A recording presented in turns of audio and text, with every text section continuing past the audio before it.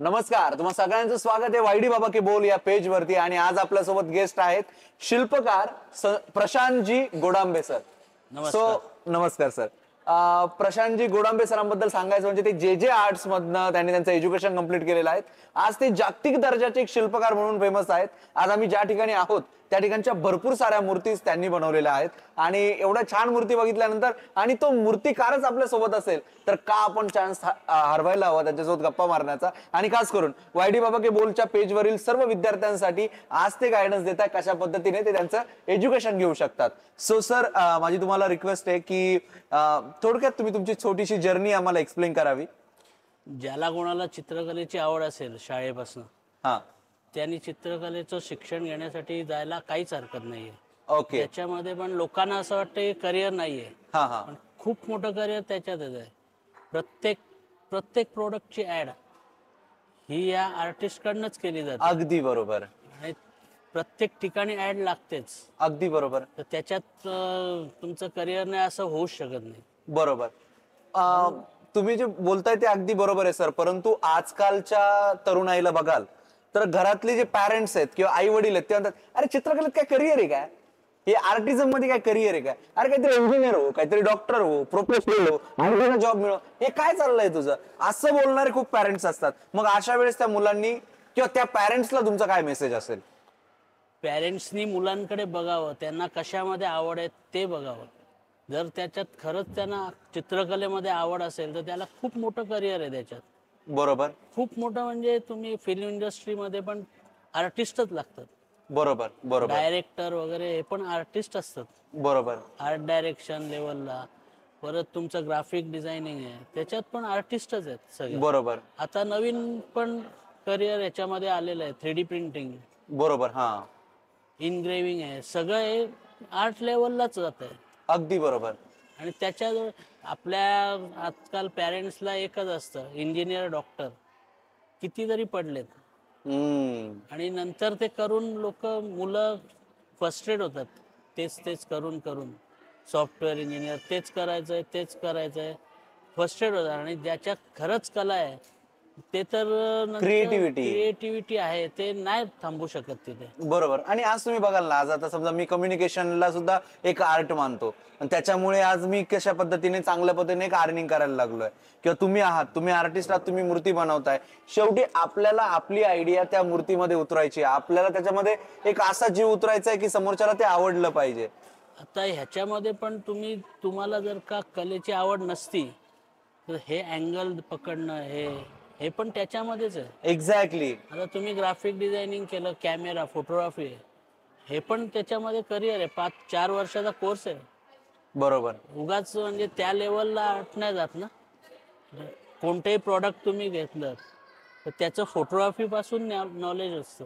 बरोबर. करून मग पुढे तुम्हाला त्याच्यामधनं अर्निंग होतच. पण आपल्याकडे फोटोग्राफी बघितलं फक्त लग्नातली फोटोग्राफी, कार्यक्रमात फोटोग्राफी ही नाहीये. हे तर खूप छोटं झालं, एक नका एवढा भाग येतो. बरोबर. त्याच्या पुढे खूप आहे. अगदी बरोबर. कमर्शियल फोटोग्राफी मध्ये खूप मोठं करिअर आहे. अगदी बरोबर. सो सर, एक महत्वाचा प्रश्न, ज्याला कोणाला आर्टिस्ट म्हणून करिअर करायचं आहे किंवा आर्टिझम मध्ये पुढे भविष्यात करिअर करायचं आहे तर एक ऍव्हरेज सॅलरी काय असू शकते? ऍव्हरेज सॅलरी बोललं तर 50,000 कमीत कमी स्टार्टिंग आहे. बापरे. तुम्ही बघू शकता, आर्टिस्ट म्हणून जर तुम्ही पुढे येताय तर 50,000पासून पुढे तुम्हाला ऍज अ फ्रेशर सॅलरी भेटते. आणि सर ती मॅक्स टू मॅक्स कितीपर्यंत जाऊ शकते? सॅलरी 1,00,000, 2,00,000, 2.5 लाख, 10 लाख. 10 लाख महिना. तुम्ही कन्फर्म आहात? कन्फर्म. सर बोलताय एजन्सी मध्ये तेवढे कमाई आहे. उलट त्याच्यापेक्षा मी तर फ्रीलान्स मध्ये केलं तर ते करोडो रुपये सुद्धा कमवतात. नाही, याला मी पण मान्य करेल की फ्रीलान्सिंग मध्ये असे खूप सारे लोक आहेत की जे अगदी करोडींनी यामध्ये पैसे कमावताय. आणि ते राहायला पण सर माली नावाजलेली लोक आहेत. Exactly sir. येस. आणखीन एक गोष्ट सर ती म्हणजे अशी की जर यामध्ये पोरांना डायरेक्टली ग्रॅज्युएशनची डिग्री घ्यायची असेल तर ग्रॅज्युएशन साठी कोणते कोणते कोर्सेस आहेत? याला कमर्शियल आर्ट आहे, फाईन आर्ट्स आहे. ओके. परत त्याच्यामध्ये उपशाखा आहेत, स्पेशलायझेशन आहे. ओके. पण स्पेशल डिग्रीचं एखादं नाव काही? जीडी आर्ट म्हणून तुम्ही ऑल महाराष्ट्रामधनं कुठनंही गेलं तरी जीडी आर्ट म्हणूनच तुम्हाला डिग्री मिळते. क्या बात आहे सर. ओके. आणि याची एक ऍव्हरेज फीज काय आहे सर? ऍव्हरेज फी प्रत्येक ठिकाणी वेगवेगळी आहे. ओके. आता गव्हर्नमेंट कॉलेजमध्ये कमी होती ओके 25,000 50,000 इथून स्टार्टिंग आहे. आता प्रायव्हेट कॉलेजमध्ये ती 4 लाख 5 लाखापर्यंत पण जाते बापरे पर मंथ, पर बढिया. Year, per year. Per year. हा, ओके, थँक्यू सर. डेफिनेटली ही माहिती खूप इम्पॉर्टंट ही ठरेल. मुलांसाठी खूप महत्वाची माहिती आहे. Exactly sir. कारण खेडेगावामध्ये अजून ह्या विषयाबद्दल खूप लोकांना माहिती नाहीये. बरोबर सर. ज्यांचं कोणी आर्टिस्ट असतील त्याच घरांमध्ये हे समजतं. आणि यात गव्हर्नमेंटचे जॉब असतात का सर? गव्हर्नमेंटचे पण जॉब आहेत ना. आर्टिस्ट म्हणून तुम्ही कला शिक्षक म्हणून लागू शकता, बरोबर. कॉलेजमध्ये प्रोफेसर म्हणून लागू शकता. आता आर्ट लाईन्स मधले खूप कॉलेजेस आहेत. बढिया बढिया. Right right. इंजिनिअरिंग मध्ये पण ड्रॉइंग्स आहेत. बरोबर. ग्राफिक डिझाईन नावाचा आमचा सब्जेक्ट आहे. सब्जेक्ट आहे, त्याच्यामध्ये तर लागतं ना. बरोबर. सगळीकडेच आहेत. म्हणजे आर्टिस्ट शिवाय कोणतेही प्रोडक्ट निघत नाही. बरोबर. कोणत्याही कंपनीत आर्टिस्ट हा लागतोच. बरोबर बरोबर. येस. मग ते फ्रीलान्स करतात, त्यांना तरी काम देतात, किंवा मग स्वतः कंपनीमध्ये माणूस असतोच. Okay okay. आता सर, आता पुढचा एक प्रश्न येतो तो म्हणजे काय की आमचे जे आता फॉलोअर्स हे सगळे विद्यार्थी आहेत, तर या विद्यार्थ्यांना असे कोणते कोणते कोर्सेस आहेत ज्यातनं मुलं चांगले करिअर करू शकतात? कारण तुम्ही स्वतः जे आर्ट सारख्या नामांकित महाविद्यालयातून तुम्ही शिक्षण घेतलेलं आहे. मग खरंच आर्टिझम मध्ये किंवा आर्टिस्ट म्हणून विद्यार्थ्यांना करिअर करण्यासाठी कोणते कोणते कोर्सेस आता अवेलेबल आहेत, ज्यातनं ते महिन्याला हजारो ते लाखोंपर्यंत कमाई करू शकतात, एक चांगली अर्निंग करू शकतात, नेम फेम मनी वेल्थीनेस ते मिळवू शकतात? आता तुम्हाला सांगायचं झालं तर शालेय जीवनापासून त्यांना पहिले एलिमेंटरी इंटरमिडिएट एक्झाम कंपल्सरी आहे. जर तुम्हाला पुढे ऍडमिशन आर्टला कॉलेजला पाहिजे असेल तर इंटरमिडिएटची एक्झाम दिली असेल तर तुमचा फॉर्म भरला जातो. आता प्रायव्हेट आहेत अर्थात, पण त्याचे मग फीस खूप आहेत. बरोबर. मग ते गरीब लोकांना ते परवडत नाही. अगदी त्या बरोबर. मुलांनी काय करायचं? त्यामुळे त्यांनी पहिल्यापासून इंटरमिडिएटची एक्झाम दिलेली पाहिजे. ती ओके. दिल्यानंतर आता तुमची सीईटी एक्झाम आहे. तर आर्ट कॉलेजला पण ऍडमिशनसाठी सीईटीची एक्झाम असते 12वी नंतर. बरोबर. ती एक्झाम देऊनच ऍडमिशन होतं. तर त्याच्यामध्ये तुम्हाला फाईन आर्ट्स आहे, कमर्शियल आर्ट आहे. तर फाईन आर्ट्समध्ये तुम्ही गेलं तर पेंटिंग्स वगैरे हे होतं. कमर्शियल आर्टमध्ये ॲडव्हर्टायझिंग एजन्सीमध्ये जेवढं काम लागतं ते ग्राफिक डिझाईन आहे, इलिस्ट्रेशन आहे. बरोबर. सगळं ॲडव्हर्टायझिंग एजन्सीमध्ये जेवढं लागतं ते. बरोबर. फाईन आर्ट्समध्ये तुम्ही इन्स्टॉलेशन्स वगैरे, मोठमोठ्या पेंटिंग्स, खूप मोठं नाव होतं याच्यात. बरोबर. आणि खूप मोठं करिअर आहे.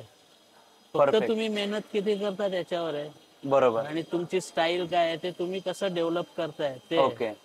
त्याच्यामध्ये तुम्ही कमर्शियल आर्टमध्ये पुन्हा त्याच्यामध्ये डिवायडेशन आहे, फोटोग्राफी आहे, हे आता तुम्हाला नवीन पण आलेलं आहे 3D प्रिंटिंग.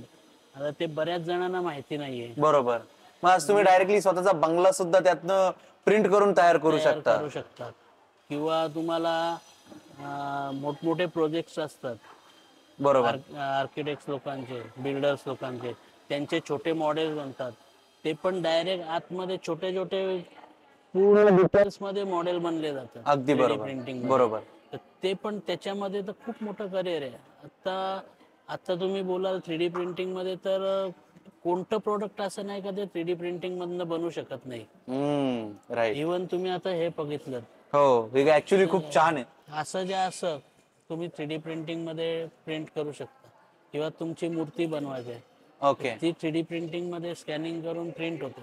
बरोबर. सो आता आपण याचंच एक एक्झाम्पल घेऊयात. आता ही मूर्ती मला ऍक्च्युली हा जो स्टॅच्यू आहे हा खूप छान वाटला.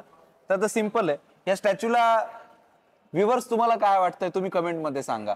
आता या ठिकाणी एक आर्टिस्ट आहे, ते त्यांचं याबद्दलचं मत सांगतील आणि मी पण एक छोटासा आर्टिस्ट म्हणेल स्वतःला, तर मी पण याबद्दलचं माझं मत सांगेल. सर, ही मूर्ती बघितल्यानंतर तुम्हाला काय वाटतंय? तर याच्यामधनं खूप वेगवेगळे अर्थ निघू शकतात. सध्याचं उदाहरण झालं, पकडायचं झालं तर आपल्याला राजकारणी लोक जे खेळ देतात त्याच्या मागे सगळी माणसं धावून आहेत. अगदी ते बरोबर. पण तुम्ही पकडू शकता. अगदी बरोबर. आणि सगळी माणसं त्याच्याच मागे धावलेले आहेत. बढिया. थोडक्यात माझाही तसाच विचार झाला होता. सो अगेन तुमचा विचार काय सांगू शकतो हे सांगता येत नाही. आता हीच जर मूर्ती जर मला कोणी म्हटलं की याची प्राइसिंग 15,000 आहे, तर sir I am ready to pay that, कारण मला आवडली ही. पण तुम्हाला काय वाटतं की मार्केटमध्ये जर याला जर प्रॉपरली घेऊन गेलं तर याची प्राइसिंग काय असू शकते अशा युनिक कॉन्सेप्टची? एक आर्टिस्ट एक कलेची प्राइस नाही लावू शकत, तरी सुद्धा म्हणजे ज्या ज्या आर्टिस्ट पण जो करतो त्याची लेवल ती खूप मोठी असते, त्याच्या मागचा विचार अगदी बरोबर सर. तो खूप मोठा आहे. बढिया. त्याची प्राइस चुकीचं करतो. हा बरोबर, तो त्याचा अपमानही अपमान आहे. आहे. Yes exactly. म्हणजे याबद्दल मी सॉरी बोलेल, पण असं सर तुम्ही जो वेळ दिलात आमच्याशी ज्या गप्पा मारल्यात त्याबद्दल तुमचे खूप खूप धन्यवाद सर. तुमचं काही इंस्टाग्राम पेज किंवा युट्यूब पेज काय असेल तर नाव सांगा, जेणेकरून आमचे व्ह्युअर्स तुम्हाला त्या ठिकाणी फॉलो करतील. इंस्टाग्राम वरती मी प्रशांत गोडांबे नावानेच आहे, फेसबुक वरती पण प्रशांत गोडांबे आर्टिस्ट याच क्या बात नावाने आहे, क्या बात आहे. माझे सर्व स्टॅच्यू त्याच्यावरती बघायला मिळतात.